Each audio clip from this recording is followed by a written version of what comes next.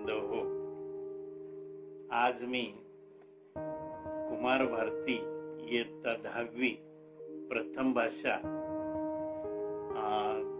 गद्य पाठ क्रमांक 17 सोनाली या पाठाचा अध्यापन करत आहे। सोनाली हा पाठ जो आहे या पाठाचे लेखक डॉक्टर वाघ पूर्णपात्रे हे आहेत। डॉक्टर वाघ पूर्णपात्रे यांचं पूर्ण नाव डॉक्टर वामन गणेश पूर्णपात्रे असं आहे। डॉक्टर वामन गणेश पूर्णपात्रे। मित्रांनो, आपल्याला माहित आहे प्राणी जगत, मग ते पाळीव प्राणी असोत, त्याचबरोबर रानटी प्राणी, त्यांनाच जंगली प्राणी किंवा त्यांनाच हिंस्र प्राणी असंही संबोधलं जातं। तर पाळीव असो किंवा हे रानटी प्राणी असो, हे देखील निसर्गाचाच एक घटक आहे, पर्यावरणाचा देखील एक घटक आहे। आता सध्याचा कोरोनाचा काळ सुरू आहे, कठीण परिस्थिती आपल्यावरती आलेली आहे आणि अशा काळात माणसं घरात आहेत आणि प्राणी जंगलामध्ये मुक्तपणे फिरत आहेत, अशा प्रकारची स्थिती निर्माण झालेली आहे। आणि म्हणून अशा प्रकारची स्थिती जी आहे त्याचं कारण प्राण्यांना देखील मुक्तपणे संचार करायला आवडतो आणि मग कधी कधी त्यांचं येणं जे आहे ते मानवी वस्तीमध्ये येणं होतं। आणि जसं मानवी जीवन महत्वाचं आहे तसं प्राणी जीवन देखील मोलाचं आहे, महत्वाचं आहे। तुम्हाला माहीतच आहे, विज्ञान मध्ये तुम्ही अभ्यासलेला आहात, अन्न साखळी आहे। ही अन्न साखळी जी आहे ती अन्न साखळी जर तुटली तर पूर्णतः हे जीवन जे आहे ते धोक्यात येण्याची शक्यता आहे।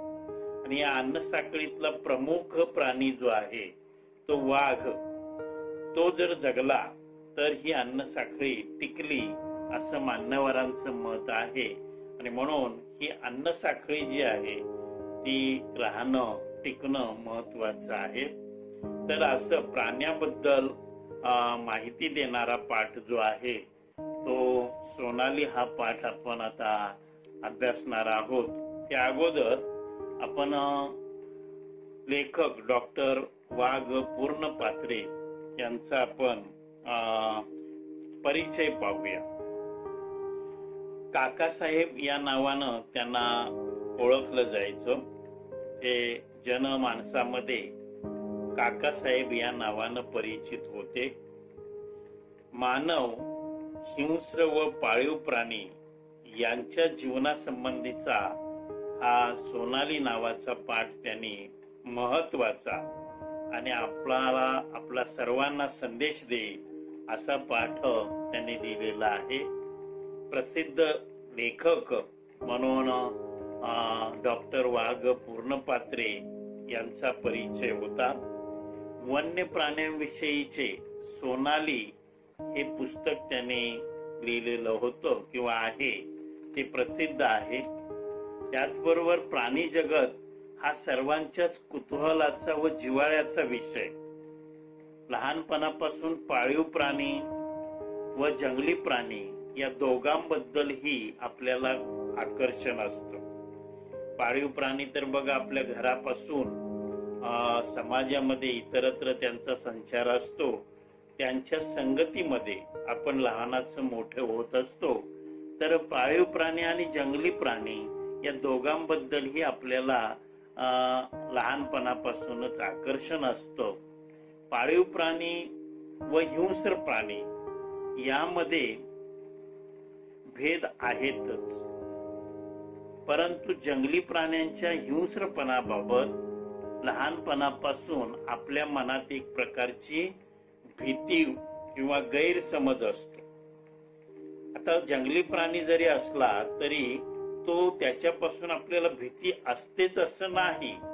जर आपण त्याला त्रास दिला नाही तर आपल्यालाही तो त्रास देत नाही असं बऱ्याचदा असतं. पण जंगली प्राणी म्हणजे तो काही आपल्यावर हल्लाच करणार असा आपला एक समज असतो. त्यामुळे भीती आणि गैरसमज ह्या गोष्टी रानटी प्राणी किंवा जंगली प्राण्यांच्या बद्दल आपल्या मनामध्ये असतो. सोनाली हा पाठ सिंह या हिंस्र श्वापदामध्येही माणसावर प्रेम करण्याची वृत्ती असू शकते याचं उदाहरण म्हणजे हा सोनाली पाठ आहे. सगळेच प्राणी काही त्रासदायक असतात असं नाही, असं जे मी म्हटलं त्याप्रमाणे सोनाली हा पाठ जो आहे तो सोनाली पाठ सिंह या हिंस्र श्वापदामध्येही माणसावर प्रेम करण्याची वृत्ती असू शकते असा संदेश या पाठातून आपल्याला मिळतो. हिंस्र श्वापदाला घरात पाळणे, नैसर्गिक वातावरणापासून दूर ठेवणे हे योग्य नाही. बरोबर आहे. जर आपण सरसकट जर आपण हिंस्र प्राणी जर पाळू लागलो तर तेही योग्य होणार नाही. त्यांच्या स्वातंत्र्यावर गदा येईल किंवा त्यांचं जे काही जंगलामधलं स्वतंत्र जीवन आहे त्या स्वतंत्र जीवनावर आपण आपला अधिकार गाजवतोय असं होईल. तर हिंस्र प्राणी जे आहेत ते जंगलामध्ये असणंच योग्य आहे. मात्र हिंस्र श्वापदाला घरात पाळणे किंवा नैसर्गिक वातावरणापासून दूर ठेवणं हे योग्य नाही. परंतु हिंस्र श्वापदातील पशुत्वावर प्रेमाने मात करता येते किंवा येऊ शकते असा संदेश देणारा हा पाठ आहे. खरे म्हणजे मानवामध्ये सुद्धा प्रेम व संतापी वृत्ती अशा दोन्ही प्रकारच्या प्रवृत्ती असतात. आपण ही पाहतो. सगळीच माणसं काही सारख्या स्वभावाची असतात असं नाही. कमी जास्त प्रमाणात प्रत्येकामध्ये प्रेम आणि संतापी वृत्ती ही असतेच असते. तर आपल्यातील नकारात्मक प्रवृत्तींवरही मनुष्य मात करू शकतो याचाही हा पाठ म्हणजे वस्तुपाठ आहे.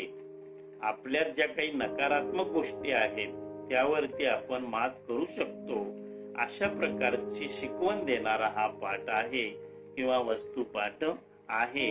म्हणून या पाठाकडे आपण पाहायचं आहे, त्याचं अध्ययन करायचं आहे. तर मित्रांनो, आता आपण या लेखक परिचयानंतर आपण पाठ परिचय पाहूया. तर पाठ परिचय जो लेखकाने लिहिलेला आहे हा पुस्तक सोनाली नावाचं पुस्तक, त्यातील काही भाग आपल्याला अभ्यासाला दिलेला आहे. हा सोनाली हा पाठ जो आहे हा पाठ सत्य कथेवर आधारित असा आहे. घडलेली घटना आहे ही, सत्य कथेवर आधारित असा हा पाठ आहे. आणि हा पाठ संवेदनशील पाठ आहे. संवेदनशीलतेचा आपल्याला मंत्र देणारा असा पाठ आहे. प्राण्यांविषयी विचार करायला लावणारा, आपल्याला विचार करायला लावणारा असा हा पाठ आहे. माणसातील पशुत्व, वाईट प्रवृत्ती दूर करण्यातही प्रेरणा देणारा असा हा पाठ आहे. मानवामध्ये देखील जे काही पशुत्वाची भावना आहे ती दूर करण्यासाठी किंवा मानवातील जे काही वाईट प्रवृत्ती आहे ते नाकारण्यासाठी किंवा दूर करण्यासाठी म्हणून हा पाठ आपल्याला मार्गदर्शन करणारा असा आहे. माणसाने प्राण्यांवर प्रेम करावे असा संदेश या पाठातून दिला आहे. मी मगाशी म्हटल्याप्रमाणे फक्त जीवन जगण्याचा अधिकार फक्त मानवालाच आहे असं नाही. हिंस्र प्राण्यांना देखील जीवन जगण्याचा अधिकार आहे. मात्र आपलं जीवन सुरक्षित जसं आपण ठेवू शकतो तसं या प्राणी जीवनाचं देखील आपण भान ठेवायला पाहिजे किंवा ठेवायला हवं. आता आपण प्रत्यक्ष या पाठाच्या आकलनाकडे जाऊया. प्रत्यक्ष पाठ आपण आता आकलन करून घेऊया, माहिती करून घेऊया. कथेचा प्रारंभ, सुरुवातीला आता ही कथा आहे पहा. ही सोनाली नावाचा पाठ जो आहे तो एक सत्य कथेवर घडलेला हा पाठ आहे. आणि म्हणून ही कथा जी आहे त्या कथेचा लेखकानं जो काही प्रारंभ केलेला आहे, सुरुवात केलेला आहे, ती आकर्षक आहे पहा. आता या प्रारंभातूनच बघा काय करतो लेखक करतात की भूतकाळ पुढे आणतात. आता या सोनालीला 31 मार्च 1974 लेखकांनी वार देखील त्याचा नमूद केलेला आहे, सोमवार होता. या सोमवार 31 मार्च 1974 रोजी सोनालीचा शेवटचा घरातील शेवटचा दिवस होता. तिला निरोप द्यायचा आहे आणि म्हणून तो दिवस लेखकाला चांगला आठवतो. पुण्यातील पेशवे उद्यानामध्ये या सिंहकन्येचं प्रस्थान होणार आहे. आणि मग जसं बघा आपण आपल्या कुटुंबातील एखादी व्यक्ती जेव्हा परगावी जाणार असते किंवा परगावावरून येणार असते तेव्हा आपल्या मनामध्ये एक वेगळा भाव निर्माण झालेला असतो किंवा निर्माण होतो. तसं या सोनालीला लेखकांनी आणि त्यांच्या कुटुंबियांनी लहानाचं मोठं केलेलं आहे.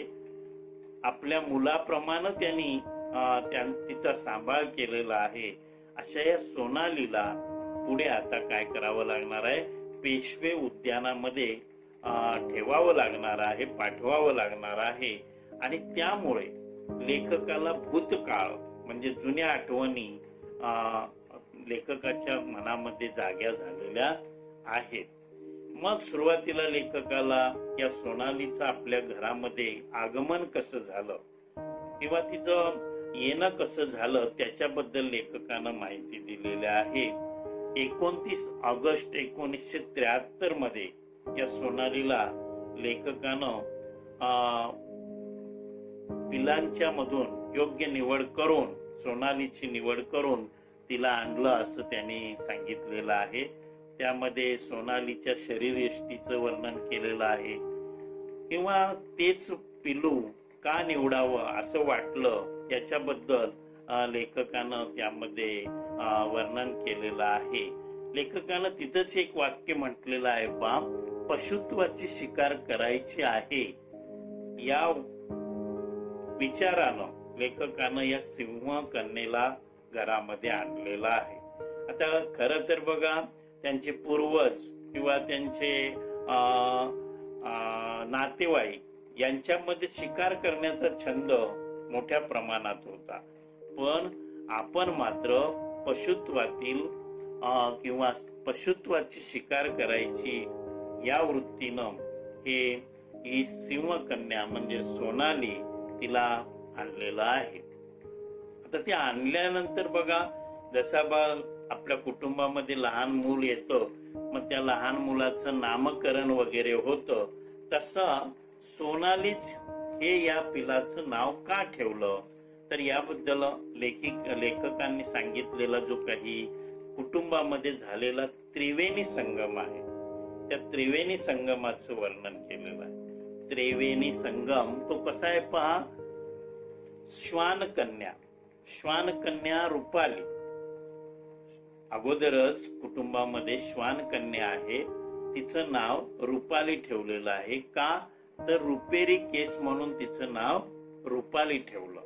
त्यानंतर डॉक्टरांचा मुलगा डॉक्टर सुभाष यांना पहिली मुलगी झाली आणि घरात दीप आला म्हणून त्या मुलीच्या आत्यानं म्हणजे सुचेतानं काय केलं, त्या मुलीचं नाव काय ठेवलं की नाव सुचवलं की दीपाली म्हणून श्वानकन्या रुपाली रुपेरी केस म्हणून आणि घरामध्ये दीप आला म्हणून दीपाली.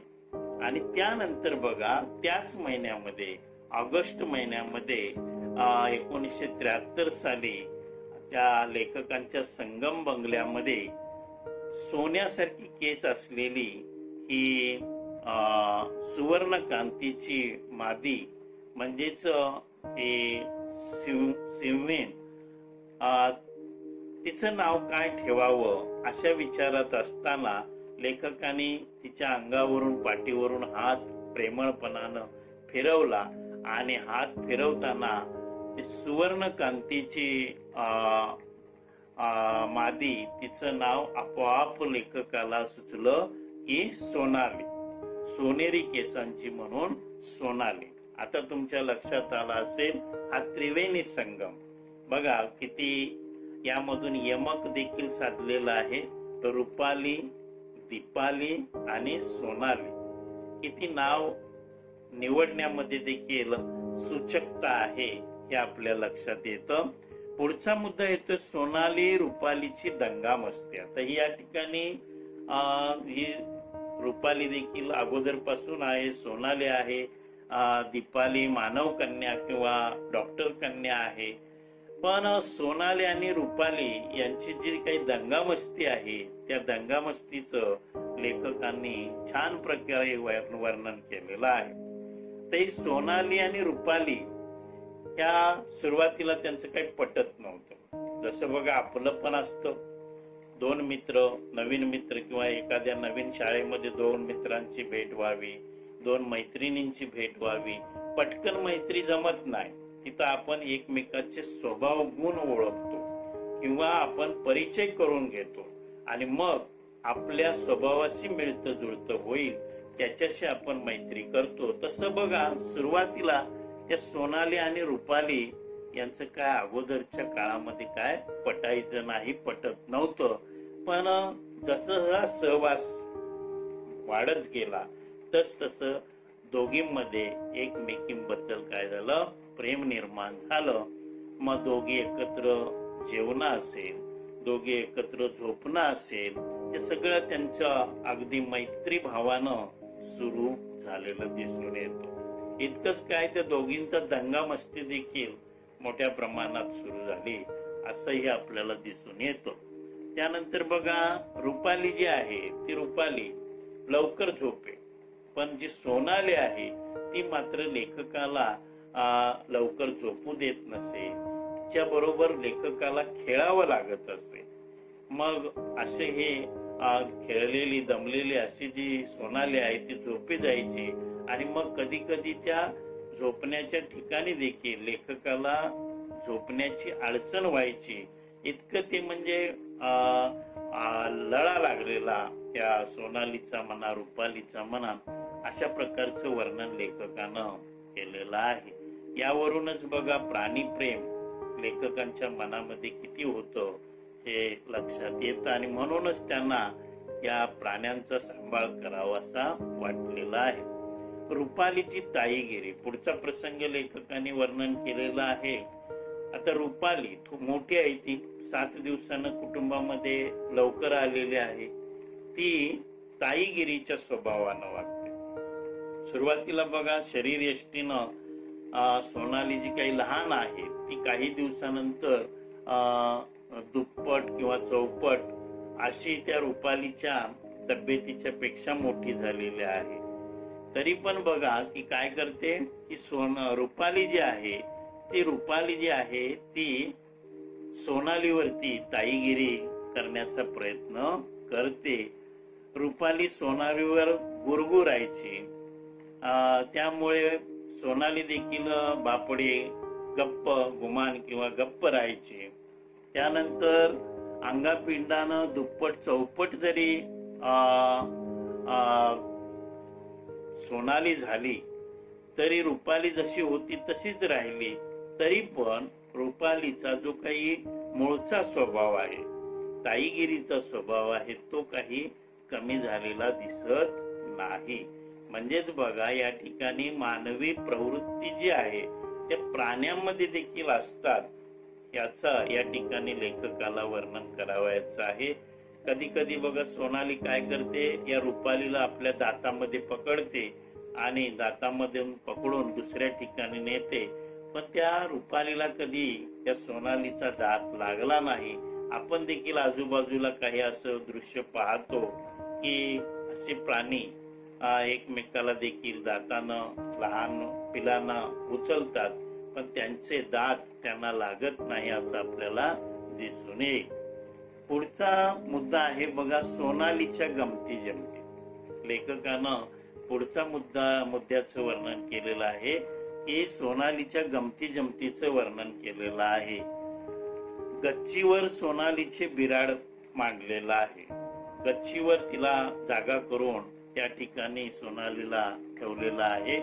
सोनाली, रुपाली आणि दीपाली यांचा एक अवर्णनीय सामना किंवा खेळ लेखकाला पाहायला मिळतो. बघा, या ठिकाणी रुपाली देखील, सोनाली देखील आणि दीपाली देखील या तिन्ही कन्या या ठिकाणी खेळामध्ये सहभागी होतात किंवा अवर्णनीय सामना असं त्याचं वर्णन केलेलं आहे. पहिल्या पावसाचा आनंद घेणं असो किंवा लेखकाने एक आठवण सांगितलेली आहे. लेखकाने जळगाव या ठिकाणी बॅडमिंटन टुर्नामेंट होत्या, त्या ठिकाणचा एक लेखकांना अनुभव सांगितलेला आहे. जो डॉक्टर आठवलेंचा जो काही अल्सेशियन कुत्रा आहे तो सुरुवातीला या सोनालीवर गुरगुरून गेला किंवा दम देण्याचा त्यानं प्रयत्न केला, पण तो अल्सेशियन कुत्रा जो आहे त्या अल्सेशियन कुत्र्याला आपला जो काही मूळचा स्वभाव आहे तो मात्र सोनालीनं नंतर दाखवल्यानंतर त्या अल्सेशियन कुत्र्याची काय स्थिती झाली हे पाठामध्ये आपण अभ्यासतो आहोत. त्यानंतर बघा, लेखकांना असं या सोनाली बद्दल सांगताना सोनालीचा आहार कसा होता, सोनालीला आहार कसा दिला जात होता त्याचं वर्णन केलेलं आहे. सकाळचा नाश्ता, दुपारचे जेवण आणि रात्रीचे जेवण अशा 3 वेळच्या खाण्याच्या या सोनालीच्या वेळा आहेत. सकाळचा नाश्ता कसा आहे पहा, दूध व अंडी सकाळी नाश्त्याला दिलं जायचं. दुपारचं जेवण काय असायचं, खिमा दिला जायचा. आणि रात्रीचे जेवण दूध पोळी किंवा दूध भात असं या सोनालीचा आहार असायचा. अगदी लहान वयामध्ये ती जेव्हा 1 वर्षाची झाली तेव्हा मात्र आहारामध्ये बदल केला गेला. त्यावेळी मग बघा, दुपारच्या जेवणामध्ये 3.5 किलो मटण दिलं जायचं. त्या सोनालीची भूक वाढली. मुलं जसं वय वाढेल तसं आपली जशी भूक वाढते तशी सोनालीची देखील भूक वाढली आणि मग 1 वर्षानंतर तिला जेवण दिलं जायचं. त्यामध्ये दुपारच्या जेवणामध्ये 3.5 किलो मटण द्यावं लागायचं. आणि रात्रीचं जेवण जे आहे ते 1 लिटर दूध आणि 4 पोळ्या असं आहार तिला दिला जायचा. आता अशा या सोनालीचा जसं वय वाढत जाईल तसं बघा त्या सोनालीची आक्रमकता वाढू लागलेली आहे. जसं आपल्याला देखील बघा, आता कोरोनाचा काळ जर आपण बंदिस्त स्वरूपात राहिलो तर आपली देखील चिडचिड होते, आपल्याला देखील अस्वस्थ वाटू लागतं. तसं या ठिकाणी सोनाली जशी वयानं वाढत जाईल तशी तिच्यातील आक्रमकता वाढायला लागलेली लेखकानं सांगितलेलं आहे. लेखक कामात व्यस्त असायचे. अशा वेळी लेखक काय करायचे, आपले वडील अण्णा यांना सोनालीला जेवण द्यायला सांगायचे. एकदा विचित्र अनुभव आला. अण्णा जेवण देत असताना एक विचित्र अनुभव आला की अण्णांकडून एक थोडीशी चूक झाली. अण्णांनी काय केलं, हॉलमध्येच डबा ठेवला आणि तो डबा या सोनालीला दिसला नाही. त्यामुळे त्या सोनालीला भूक लागलेली होती, तिला राग आला, वेळेतच आपल्याला दिलेलं नाही आणि त्यामुळे गुरगुरली आणि तिने एक मोठी अशी डरकाळी फोडली. म्हणजे तिने संताप, राग व्यक्त केला. म्हणजे जसा आपण देखील आपल्यामध्ये देखील ज्या काही रागाच्या भावना असतात त्या आपण व्यक्त करतो, तसं या सिंहकन्येला देखील काय झालेलं आहे की वेळीच योग्य ठिकाणी जेवणाचा डबा न मिळाल्या कारणानं राग किंवा संताप व्यक्त केलेला आहे. अशी ही सोनाली जी आहे त्या सोनालीचं मात्र दीपालीवर प्रेम आहे असं लेखकानं सांगितलं. सोनालीचा रुपाली दीपालीवर जीव होता असं लेखकानं म्हटलेलं आहे. हा एक प्रसंग सांगितलेला आहे. अर्थात डॉक्टर वाघ पूर्णपात्रे हे डॉक्टर असल्या कारणानं त्यांच्याकडे पेशंट यायचे. एकदा पेशंटचा एक वेगळा अनुभव त्या ठिकाणी लेखकानं सांगितलेला आहे. पेशंट ला पाहण्यात आलं की दीपाली जी लहान आहे ती दीपाली त्या सिंहकन्येच्या जवळपास जाते आहे हे पाहून त्या पेशंटला राहवलं नाही आणि म्हणून त्या दीपालीला त्यांनी उचलण्याचा प्रयत्न केला. त्याबरोबर ती सोनाली खवळली आणि तिने आपला राग किंवा तिला संताप व्यक्त केला. यावरूनच बघा, जरी हिंस्र प्राणी असले तरी त्यांनाही आपली व्यक्ती कोण आहे किंवा आपल्या सहवासातली व्यक्ती कोण आहे हे चांगलं माहीत असतं. याचं दर्शन या प्रसंगातून लेखकानं मांडलेलं आहे. अशी ही कुटुंबातला एक सदस्य असलेली सोनाली जेव्हा तिला निरोप द्यायचा प्रसंग येतो, सोनालीला निरोप देण्याचा प्रसंग येतो, त्यावेळी लेखकानं आपली झालेली मनस्थिती काय आहे ती सांगितलेली आहे. पेशवे उद्यानात सोडण्याचा निर्णय तेव्हा झाला तर जसं आपल्याला देखील आपलं जो प्रिय गाव असतो तर प्रिय गाव सोडून आपण दुसऱ्या ठिकाणी जाताना आपल्याला देखील नाराजी येते किंवा आपल्या कुटुंबातली एखादी प्रिय व्यक्ती जेव्हा दूरगावी जाणार असेल तेव्हाही आपल्याला जसं हिरमोसलेपण येतं तसं या ठिकाणी नाईलाजाने आता पेशवे उद्यानामध्ये सोनालीला आता सोडण्याचा निर्णय झालेला आहे. मग सोनाली मोटारीतून येणार ही बातमी आता वर्तमानपत्रांच्या हाती लागलेली आहे. वर्तमानपत्रातून ती बातमी प्रसारित झालेली आहे आणि मग तुम्हाला माहित आहे उत्सुकता असते आपल्याला.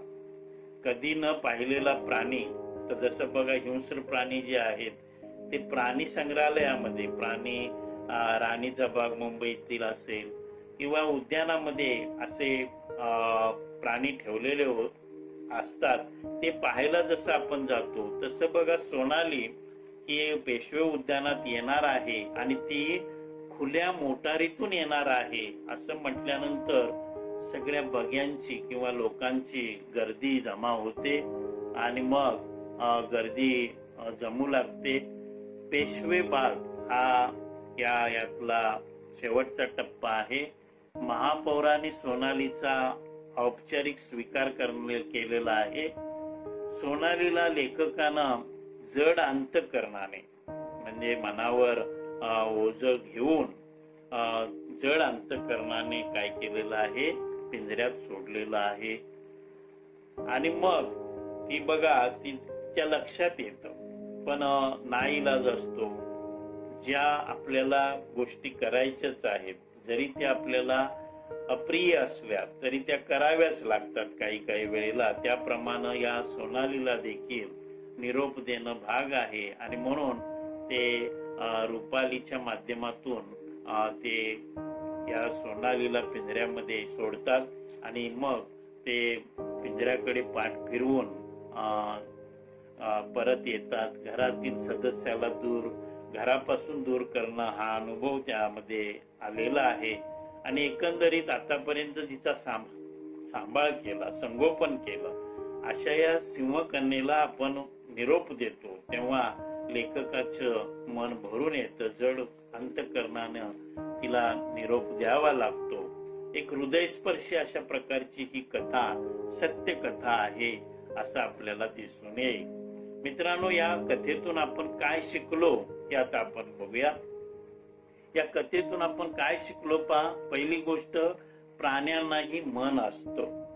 ही पहिली गोष्ट आपण या कथेतून अभ्यासलेले आहे. जसे मानवाला मन आहे तसं प्राण्यांना देखील, मग ते पाळीव प्राणी असो, पक्षी असो किंवा मुके प्राणी, कोणताही मुका प्राणी असो, त्यांना देखील काय असतात, भावना असतात. याची शिकवण आपल्याला या पाठातून मिळते. दुसरं आहे प्राण्यांमधील पशुत्वाची शिकार आपण करू शकतो. या ठिकाणी बघा या कुटुंबातल्या अण्णांनी जेव्हा थोडीफार भोजन देण्याबद्दल टाळाटाळ केली किंवा त्यांच्याकडून न कळत चूक झाली अशा वेळी तिला राग येतो. जसं आपल्याला देखील बघा, आपल्या मनासारखी एखादी गोष्ट झाली नाही तर पटकन आपल्याला राग येतो, तसं प्राण्यांना देखील मन असतं. पण बघा, लेखकानं या दीड वर्षाच्या काळामध्ये या सोनालीचा जो काही सांभाळ केलेला आहे त्यातून त्यांनी दाखवून दिलेलं आहे की प्राण्यांमधले देखील आपण काय करू शकतो, पशुत्वाची शिकार करू शकतो. आपल्यामध्ये असलेल्या नकारात्मक प्रवृत्तीवरही मनुष्य मात करू शकतो, असं या पाठातून आपल्याला शिकायला मिळतं. आपल्यामध्ये असलेल्या नकारात्मक ज्या नको असणाऱ्या गोष्टी ज्या आहेत किंवा ती प्रवृत्ती आहे, मत आहेत, ती मत देखील दूर करायला ही कथा आपल्याला मार्गदर्शक आहे. प्राणी हा देखील निसर्गाचा महत्वाचा घटक आहे, हे देखील आपल्याला यातून शिकायला मिळतं. आणि 5वा मुद्दा आहे, प्राण्यांचं रक्षण करणं ही मानवाची म्हणजे आपल्या सर्वांची जबाबदारी आहे, कर्तव्य आहे, असं आपल्याला म्हणता येईल. तर अशा प्रकारे या पाठामधून आपल्याला शिकवण मिळते. काही शब्दार्थ या ठिकाणी सांगता येतील. तुम्ही देखील असे कठीण वाटणारे शब्द आहेत त्याचा अर्थ शिक्षकांकडून माहिती करून घ्या. पण काही शब्द मी सांगतो आहे. सुतकी असा शब्द आहे, दुःखी, चॉईस इंग्रजी शब्द आहे, निवड, सशक्त, ताकदवान, ट्रेनिंग, प्रशिक्षण, सिनियर, ज्येष्ठ, वाह्यातपणा, खोडकरपणा, बिराड, संसार, हुंदडत, खेळत, ऐटीत, रुबाबात, आवेश, राग किंवा संताप, अवसान, शक्ती किंवा ताकद, असे काही शब्द या पाठामध्ये तुम्ही आवर्जून माहिती करून घ्या. त्यानंतर काही वाक्यप्रचार आलेले आहेत, त्या वाक्यप्रचारांची देखील ओळख करून घ्या. तुम्ही स्वतःच्या वाक्यात त्यांचा उपयोग करून लिहा, म्हणजे अधिक अभ्यास होईल. उदाहरणार्थ बघा, मनानं भूतकाळात शिरणं, गट्टी जमणं, लळा लागणं, अशा प्रकारचे वाक्यप्रचार बरेच या ठिकाणी आलेले दिसून येतात. ताईगिरी करणे किंवा मजा वाटणे, डोळे विस्पारून पाहणे, फस्त करणे, स्तब्ध असणे, जड अंतकरणाने पाहणे, पाठ फिरवणे, मुकाट्याने गाडीत बसणे, असे वाक्यप्रचार आलेले आहेत. या वाक्यप्रचारांचा तुमच्या स्वतःच्या वाक्यात उपयोग करून लिहिण्याचा प्रयत्न करा, म्हणजे आपलं लेखन कौशल्य अधिक विकसित व्हायला मदत होईल. या पाठामध्ये आलेली अशीच काही महत्वाची वाक्य आहेत पहा, ती शोधा आणि लिहा. याप्रमाणे वाक्य म्हणजे मोजके एक अधोरेखित करणारी किंवा विशेष अशी सांगणारी वाक्य या पाठामध्ये आलेली आहेत. उदाहरणार्थ, मी मात्र मनानं भूतकाळात शिरलो होतो, किंवा पशुमधील पशुत्वाची आज मी शिकार करायला निघालो होतो, दूध पोळीने दूध भात खाणारी जगातली ती एकमेव सिंहीण असावी. बघा किती अर्थपूर्ण वाक्य आहे. सिंहीण कधी दूध खाईल का? पण लेखकानं ते घडवून आणलेलं आहे. आणि म्हणून बघा, दूध पोळीने दूध भात खाणारी जगातली ती एकमेव सिंहीण असावी. जणू काही झाल्या प्रकाराबद्दल ती आमची क्षमाच मागत होती. बघा, त्या ठिकाणी जे अण्णाने जेवणाच्या बाबतीत देताना जे काही थोडीशी चूक केली आणि तिने मग ती संतापाची भावना व्यक्त केली, नंतर मग तिने जणू काही माफी मागितली, अशा प्रकारचं वर्णन आलेलं आहे. अशी छान अशी काही वाक्य या पाठामध्ये लेखकानं दिलेले आहेत. यावरून लेखकांचं लेखन कौशल्य देखील आपल्या चांगलं लक्षात येतं. त्यानंतर बघा, या पाठातून आपल्याला काही अभ्यास देता येईल. काय अभ्यास घेता येईल बघा, लेखन करता येईल. 1. पाळीव प्राणी किंवा रानटी, जंगली किंवा हिंस्र प्राणी यांच्याविषयीची तुमची एखादी आठवण 10 ते 15 ओळीत लिहा. एखादा प्रसंग, जरी जंगलामध्ये गेलेलो नसलो आणि प्रत्यक्ष हिंस्र प्राणी आपल्याला पाहायला मिळाला नसला तरी एखाद्या प्राणी संग्रहालयाला आपण भेट दिली, तिथलं वातावरण काय तुम्ही अनुभवलं त्याबद्दल देखील तुम्ही लिहू शकता. आणि म्हणून पाळीव प्राणी किंवा रानटी प्राणी, जंगली प्राणी, हिंस्र प्राणी यांच्याविषयीची तुमची एखादी आठवण 10 ते 15 ओळीत लिहा. दुसरा अभ्यास सांगता येईल, प्राणी आणि जंगल याविषयीचे तुमचे विचार 10 ते 15 ओळीत लिहा. बघा, प्राण्यांचं घर म्हणजे जंगल. आता प्राणी मानवी वस्तीत येतात, त्याचं कारण काय झालंय? आपण मानवानं जंगलावर अधिकार गाजवायला सुरुवात केली, जंगलावर आक्रमण करायला सुरुवात केली. आणि हे प्राण्यांचं जे घर आहे ते घर, त्या घरातून असुरक्षित असं प्राणी वाटू लागले आणि त्यामुळे मानवी वस्तीमध्ये त्यांचा शिरकाव सुरू झाला. म्हणून अभ्यास बघा, प्राणी आणि जंगल याविषयीचे तुमचे विचार 10 ते 15 ओळीमध्ये लिहा. तिसरा लेखन विषय आपल्याला देता येईल, पशूंना कोणी फसवलं तर त्यांना राग येतो या संबंधित तुम्ही अनुभवलेली एखादी घटना तुमच्या शब्दात 10 ते 15 ओळीमध्ये लिहा. म्हणजे एखाद्या पशुला कोणी फसवलं तर त्यांना राग येतो या संबंधित तुम्ही अनुभवलेली एखादी घटना किंवा प्रसंग तुमच्या शब्दात 10 ते 15 ओळीत लिहा. आणि पुढचा एक आहे भाग, मी आता शब्दार्थ काही सांगितले, त्यामध्ये काही शब्द इंग्रजी भाषेतले शब्द आलेले आहेत. आता या पाठात आलेले इंग्रजी भाषेतील शब्द शोधा आणि ते लिहा. इंग्रजी भाषेतले काही शब्द लेखकांना आपल्या लेखनात आणलेले आहेत, ते शोधा आणि लिहा. असा आपल्याला अभ्यास देता येईल.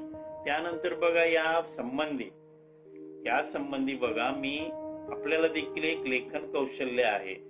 आपल्याला आपले विचार जे आहेत ते कवितेतून देखील मांडता आले पाहिजेत. या पाठावरून मी एक कविता लिहिलेली आहे, तुम्हाला नक्की आवडेल, ती सादर करतो आणि मी या पाठाला विराम देतो. ती कविता आहे मानव नावाची कविता. कवितेचं नाव आहे मानव. या पाठाचे नाव आहे मित्र हो सोनाली. या पाठाचे नाव आहे मित्र हो सोनाली. पाठाचे लेखक आहेत डॉक्टर वाघ पूर्णपात्रेजी. या पाठाचे नाव आहे मित्र हो सोनाली. पाठाचे लेखक आहेत डॉक्टर वाघ पूर्णपात्रेजी. श्वान कन्या रूपाली, डॉक्टर कन्या दीपाली. श्वान कन्या रूपाली, डॉक्टर कन्या दीपाली. सिंह कन्या सोनाली यांची जीवन कहाणी सांगितली डॉक्टरांनी. यांची जीवन कहाणी सांगितली डॉक्टरांनी. केस रुपेरी रूपाली, घरात दीप दीपाली. केस रुपेरी रूपाली, घरात दीप दीपाली. केस सोनेरी सोनाली, अशी नावे सुहृदयांना सुचली. अशी नावे सुहृदयांना सुचली. सत्य घटना असून ही पाठ संवेदनशीलतेचा. सत्य घटना असून ही पाठ संवेदनशीलतेचा. माणसानेही प्रेम करावे प्राणी घटक निसर्गाचा. माणसानेही प्रेम करावे प्राणी घटक निसर्गाचा. पशुमधले पशुत्व दूर करण्या. पशुमधले पशुत्व दूर करण्या झटतात आपल्यातलेच अवलिया. पशुमधले पशुत्व दूर करण्या झटतात आपल्यातलेच अवलिया. दाखवतात प्रेमाने आपुलकीने. जिंकता येतो प्राण्यांतला हिंस्रपणा. दाखवतात प्रेमाने आपुलकीने. जिंकता येतो प्राण्यांतला हिंस्रपणा. असतात भावना प्राण्यांनाही. राग लोभ प्रेम समजही. असतात भावना प्राण्यांनाही. राग लोभ प्रेम समजही. केवळ असतो माणूसच भावनाशील असे काही नाही. केवळ असतो माणूसच भावनाशील असे काही नाही. निसर्ग चक्र योग्य राखण्या, निसर्ग चक्र योग्य राखण्या प्राणी साखळी जपूया. निसर्ग साखळी योग्य राखण्या प्राणी साखळी जपूया. प्राण्यांनाही अभय देऊन मानवातला मानव जपूया. प्राण्यांनाही अभय देऊन मानवातला मानव जपूया. आणि म्हणून मित्र हो, या पाठातून आपण हा बोध घेऊया, हे शिकवण घेऊया. इथंच थांबतो मी. धन्यवाद.